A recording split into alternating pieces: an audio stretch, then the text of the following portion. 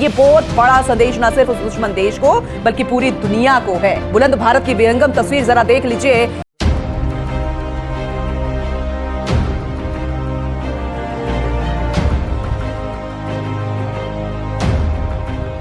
India आपको पता है वैसे छाया हुआ है। इस पिक्चर में नरेंद्र मोदी साहब पहली लाइन में खड़े हुए हैं। आप सबसे पहले देख सकते हैं बिल्कुल मिडिल में प्रधानमंत्री नरेंद्र मोदी। विश्व गुरु बनने की कगार पर हमारा देश, हमारा हिंदुस्तान, भारत देश को आज पूरी दुनिया देख रही है। देखिए वज़ीर-ए-आज़म ऐसा होना चाहिए मोदी जैसा जो पूरी दुनिया को लेके चल रहा है। बोलते हैं ना मोदी है तो मुमकिन है, मोदी है तो मुमकिन है, मोदी है तो मुमकिन है। बिल्कुल ऐसे ही मुमकिन कर रहा है सब कुछ ना कुछ अपने देश के लिए कुछ ना कुछ कर रहे हैं, भारत को महान कर रहे हैं।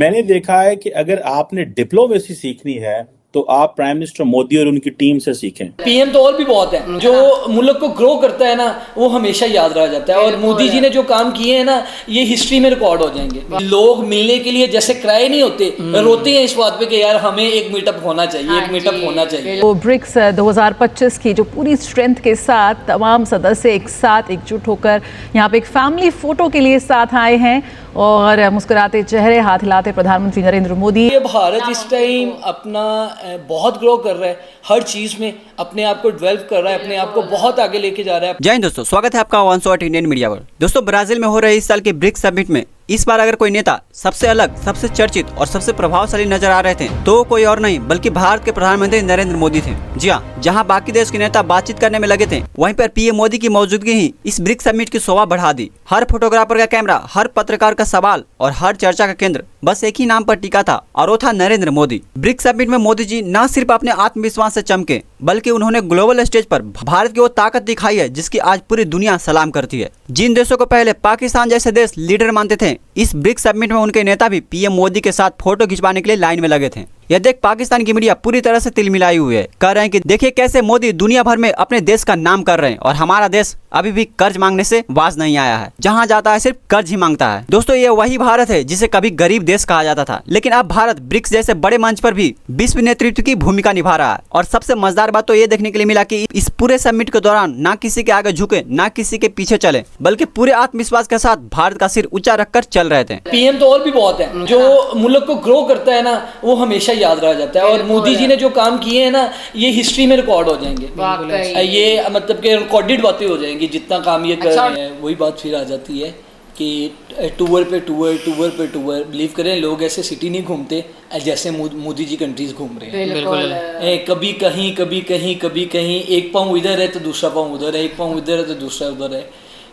कुछ ना कुछ अपने देश के लिए कुछ ना कुछ कर रहे हैं, भारत को महान कर रहे हैं। उम्मीद है इंशाल्लाह अल्लाह हमें कोई अच्छा लीडर दे इस मुल्क को, इस मुल्क के हालात ठीक हों और ऐसे जो लोग हैं जो नई पौध आ रही है जैसे बिलावल साहब हैं या दूसरे हैं, अल्लाह ताला इनसे हमें बचाए और ऐसे जो हुक्मरान हैं अल्लाह ताला हम पे मुसल्लत ना करे।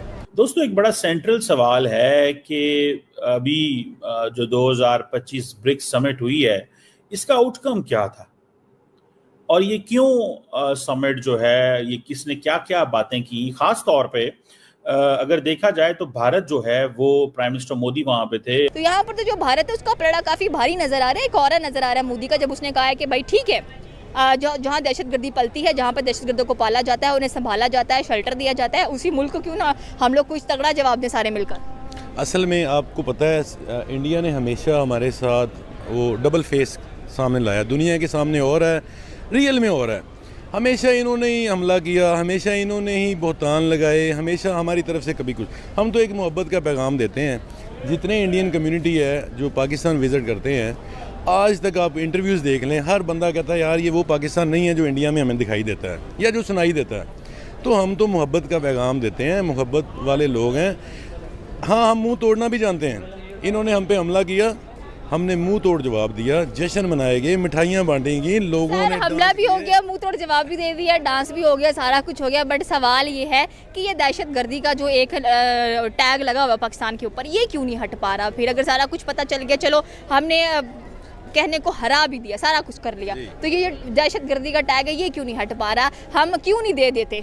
हमारे पास ऐसा, हम लोग ना दहशतगर्द हैं अल्हम्दुलिल्लाह, हम लोग तो मोहब्बत और दीन वाले लोग हैं।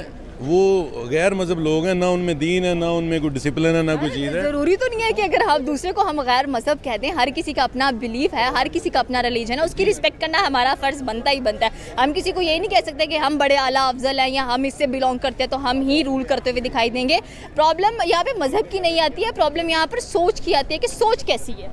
सोच तो हमारी बहुत पॉजिटिव है, हमारे जो लीडर्स हैं जो एक्स्ट्रा पॉजिटिव है। लेकिन ये जो हमारे कुछ फीमेल लीडर्स हैं, मैं नहीं ऐसी बात करना चाहता टीवी पे आपके सामने।